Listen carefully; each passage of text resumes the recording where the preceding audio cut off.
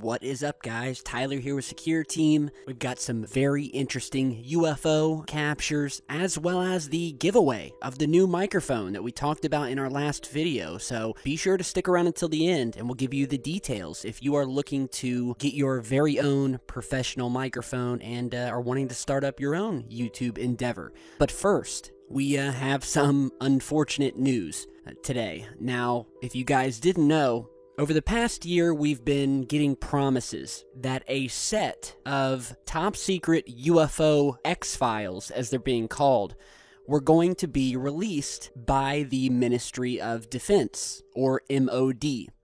Now, this has been a topic of much excitement, especially for us in this field of research, because these particular files, 18 of them, were going to give us some major insight into some of the biggest UFO mystery cases, particularly in England, from the past 50 years, one of those being the infamous Randlesham UFO case. And I'm sad to say that the release of these so-called British X-Files has been delayed once again, fueling once more claims of a cover-up within the highest echelons of the British government and a complete whitewash of these files. So the first time we heard about these files was back in March, when it was first promised that they would be released from the MOD to the National Archives. However, we have been hit with numerous and repeated delays of the release of these files, and unfortunately, it has just been brought to light that these long buried files that are no doubt filled with an immense spread of data relating to UFO activity in the United Kingdom have been sent back to the National Archives for, quote, further censorship. It is reported that authorities claim that extra sanitation was needed after they noticed sensitive material had been missed, which did not have a Freedom of Information exemption, meaning that it could not be released to the waiting public. A spokesperson for the National Archives told a German newspaper recently that, quote, the National Archives and the Ministry of Defense had agreed a timetable for the release of these records, which would have made the records available for the public this autumn. Unfortunately, following the transfer of files to TNA in June, additional information which was not covered by the Freedom of Information exemption was identified, resulting in the files being returned to the MOD in August. This has delayed the release of the files. The MOD are now ensuring that all information that is covered by the exemption is identified and will be released. Unfortunately, it's now being delayed until at the very earliest spring of 2017.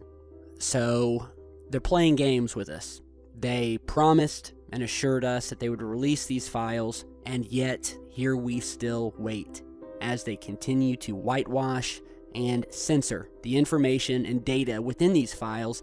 And if you guys remember, we did a video, I think it was maybe 4 or 5 weeks ago, where we had talked about the fact that a U.S. military intelligence agency took over a UFO hunting squad, I guess you could call it, that was originally operated in the United Kingdom but was put on the chopping block. And it was basically a secretive Ministry of Defense unit that was scrapped in 2009, and it was situated in a hidden corner of London's Soho Square.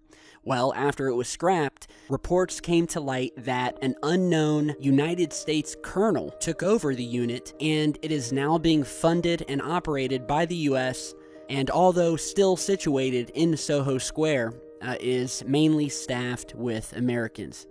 So this delay could very well be at the hands of the U.S. government, who we know now is at least collaborating with the MOD, and who have shown an obvious interest in the UFO phenomenon.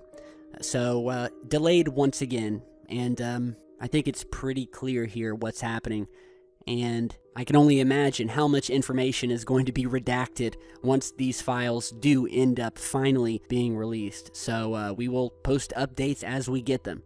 But you know what? All of us here in this field of research are quite used to waiting, so we'll wait. we'll be patient, and we will find out the truth one way or another, with or without the government's help, like we always have. So, with that note, we will move on to some very mysterious, anomalous UFO sightings, the first of which was captured over New York City of a UFO that was caught shadowing an airplane as it passed overhead. So, check this out.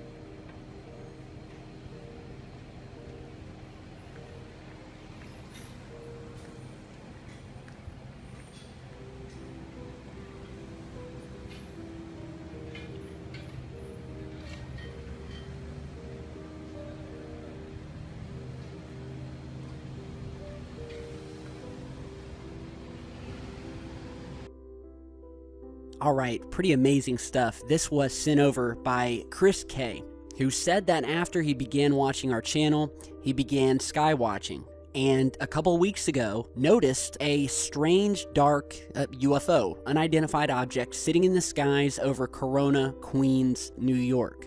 He said he was walking to a corner deli when he noticed a small black object sitting in the sky. He said he took out his cell phone and began recording the area where the object was sitting. However, he said his cell phone camera was not that good and he could not seem to get it on camera, even though he could see it with his naked eye. So then he said about 40 seconds later, he stopped recording and began walking to the store. When he looked up again, he noticed that the object had begun to move very quickly. He said it was at this point that the object started to follow a jet airliner that was passing by, and that's when he began once again recording and was actually able to get the UFO following this plane, as you're seeing in this footage here. It's extraordinary footage because, I mean, as you guys can see, we definitely have an object. It almost, I'd say compared to the plane, it would have to be at least the size of a car, if not bigger, following what looks like a passenger airliner. If you guys notice towards the end of the video, the object starts to slow down, grows further and further apart from the plane before disappearing into the clouds and going out of sight.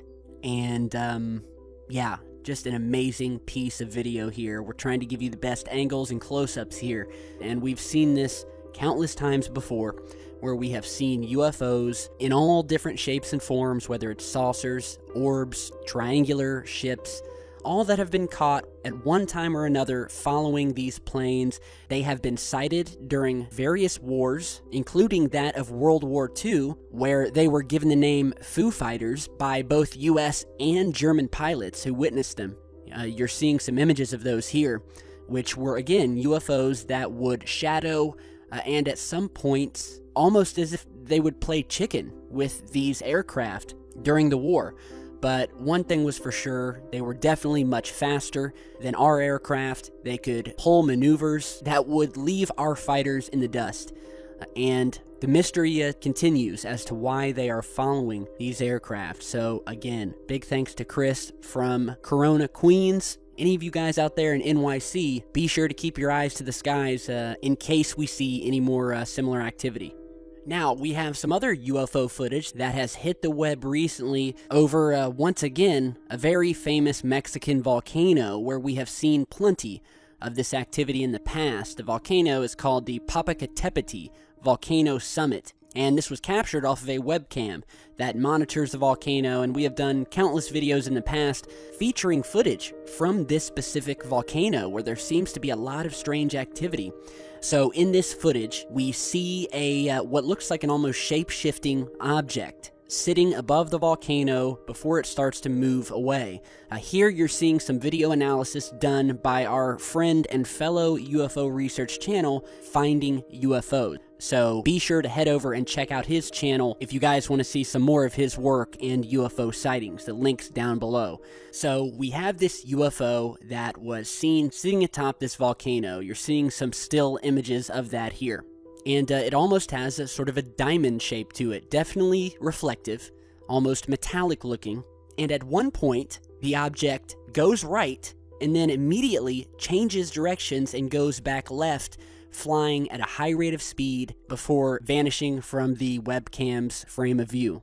Now, as we show you these close-ups here, you get a few different shapes coming from this UFO. I wish we had a better resolution. Unfortunately, we don't. Another thing that was pointed out to me was that we possibly have another object caught sitting atop this volcano momentarily that was discovered by another UFO researcher by the name of StreetCap1, who also does some great work. That still image here, where we almost see what looks like a metallic saucer-like object sitting at the very top of this volcano momentarily. So, you know, we have a couple things happening in this video, but if you followed our channel, you know that we have posted numerous videos where we have seen cigar-shaped craft, black diamond-shaped craft. We're showing you some still images of those here. Objects flying into the mouth of the volcano and back out again. There's just a lot of mysterious things happening with these volcanoes. It brings up questions as to whether these volcanoes are being manipulated, if they are being controlled, if there is possibly an eruption that is being averted by these entities. But one thing I've learned is that whether we're watching volcanoes in Mexico, in Japan, in Brazil, I mean, it doesn't matter where we're watching, they all seem to, at one point or another, be visited by these unknown craft and objects. So, big thanks to Richard from Finding UFO as well as StreetCap1. Be sure to check out their channels on your way out. Now, lastly, we have found something very mysterious at the Groom Lake Military Complex, otherwise known as Area 51. Now, this was emailed over by Kyle Glasgow, who was looking over the area on Google Earth when he noticed a very strange formation that looked identical to what is known as the Eye of Horus. Now, if you guys don't know, the Eye of Horus is an ancient Egyptian symbol of protection, royal power, and good health. It is also known in the conspiracy world as the all-seeing eye, which is a widely held symbol of the Illuminati, as well as Freemasonry. One of the most common places where we see this symbol that has a lot of controversy behind it is within the pyramid on the $1 bill, which according to many people is a direct link to the Illuminati elites that are in control of our government behind the scenes, the people who wish to dominate the world and who belong to these secret societies. The all-seeing eye has also been witnessed in various subliminal messaging, from TV stations to commercials, famous actors and actresses who through various hand gestures have recreated the symbol of the all-seeing eye. Of course, many of you have probably heard about the connection that Hollywood has to the Illuminati and how it is purported that there are various actors and actresses who have sold their souls and who have become part of this secret Illuminati agenda in order to reach the levels of fame and prosperity that they have. So, the all-seeing eye is, in its simplest form, one of the most well-known symbols, probably the most well-known symbol linking back to these secret societies, going all the way back to ancient Egypt, and I find it very strange that here we are seeing what looks like the Eye of Horus in none other than Area 51. which I need not remind you is one of the most secretive government bases purported to house alien technology as well as alien beings within its confines. So not only do we have this shape here that looks very similar to the all-seeing eye or the Eye of Horus, but it is also within a triangle. If you zoom out here, you can see the eye and you can see the triangle that lies around it. So again, we sort of have this very similar picture to the $1 bill. Now, what is also known is that not too far from this eye here, we have a pyramid that for some unknown reason was built, and even stranger, you'll notice that the pyramid here is missing its pointed top, just like the pyramid in the $1 bill that we see every single day. So, what we have here is a collection of symbols that are identical to what can be found on the $1 bill. We have the all-seeing eye, we have the triangle that's wrapping around it, and we have the pyramid with the flat top. And last but not least, it's in the middle of Area 51. So, could this be a coincidence? And by the way, the Eye of Horus has also been found on Mars, as you're seeing in this image here. And as you're looking at it, you can see how nearly identical it is to this side-by-side comparison showing the actual Eye of Horus. To go back even further, has also been found to be drawn in ancient cave paintings, which you're seeing here. So as you're looking at this Mars image and then comparing it to this cave painting here, look at the similarities. And again, there are many ancient Egyptian symbols that we have found on Mars, from the pyramids in Cydonia, to the face on Mars, to the Eye of Horus here. It seems that the Egyptians have really gotten around. And I firmly believe to this day that the ancient Egyptians are one of the biggest links that we can uncover that will give us a lot of answers that we seek in this research as it regards to the alien phenomenon, past visitations, and whether or not the ancient Egyptians came into contact with these beings. So check this out yourselves on Google Maps. Just search up Groom Lake. You can't miss it. And yeah, let me know what you guys think. Now, we get to the fun stuff. If you remember, in my last video, I was talking about a giveaway that I'm going to be holding here on the channel of a brand new Blue Yeti Black Edition USB microphone. This is a microphone that is used by some of the biggest YouTubers we have today. It retails for about $120, and what's so cool about this mic is that the sound quality and the recording quality rivals the $2,000 and $3,000 and $4,000 microphones. So not only am I going to be giving away the microphone, but included with it we have a shock mount as well as a mic stand, all totaling probably around $300. So if you have your own channel or endeavor and any of you guys are needing a more professional microphone, here is your chance. I'm going to be giving it away. I'm going to be holding a drawing, and if you want to enter, here's what you got to do. I want you to go to your email, and in the subject line, I want you to put microphone giveaway. Now, in the email, all I need from you guys is to give me a short description as to what you'll be using the microphone for. Whether it's a YouTube channel, a music endeavor, it doesn't matter. Just give me a short description. I want you guys to send this email to a new email account that I've set up, the address to which is secureteam.FR@gmail.com. And I will put it on the screen here, so be sure to write it down. And what I'm going to do is hold a drawing in a future live video. So maybe here in the next few days, I will hold a live drawing here on the channel where you will be able to see me drawing a single name out. And once I do, I will contact you from the email that you sent me originally and get your shipping details. All right, so again, send me an email to secureteammike@gmail.com. In the subject line, put microphone giveaway, and remember to write me just a short description of what you'll be using the microphone for. So again, one of you lucky guys is going to get this awesome microphone.